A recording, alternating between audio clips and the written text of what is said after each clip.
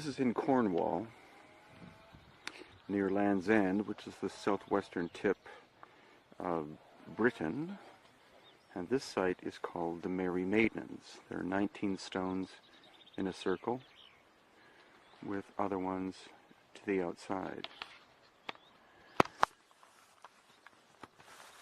And the reason why they're called the Merry Maidens is that the church made up a story whereby maidens were performing a ceremony on a Saturday night, and they allowed their ceremony to continue into Sunday. So, according to the church, a vengeful God decided to punish them by turning them into stone. If we take a nugget from that story and take out all of the negativity that the church imposed, then what we have is the concept of the maidens. So clearly what that tells us is that this would be a place of fertility, feminine circle of feminine energy for communing with Mother Earth, communing with the feminine principle. And what's wonderful is that this stone circle, which could be 5,000 years old, is still intact. And it's in Cornwall, in the West Country, that we find many hundreds of these stone circles. Whereas in places such as the east of England, where there was more of an Anglo-Saxon presence, as in Saxony, as in Wessex, etc., you have more of the Germanic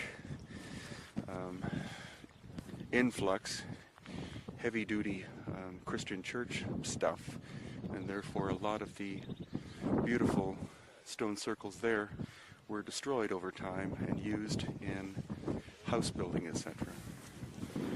But we're fortunate in this part of Britain that so many of these still exist and are cared for and are utilized by people still for their original purpose, 5,000 years on.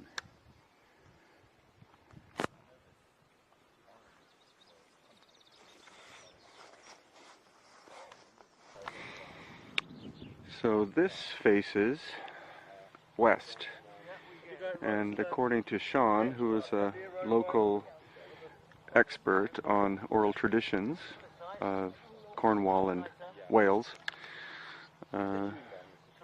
when someone dies, the spirit goes to the west, which is also true in places like Hawaii and Egypt, and also during the time of Pope Gregory IX, which supposedly was the 7th century, I think, an edict was made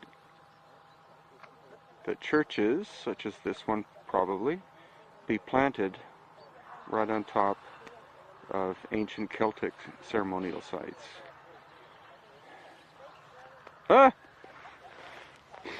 And in fact, the stones in that location, especially I think it's called the Saracen stone, the big standing stone, would be taken, fallen, and then be placed in as part of the foundation of the new church, lying flat, as a way of symbolic submission of the old religion to the new religion called Christianity.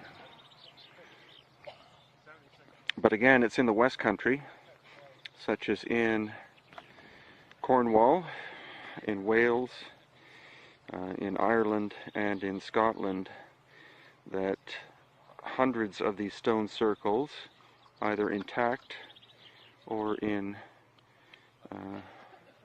bits, still exist.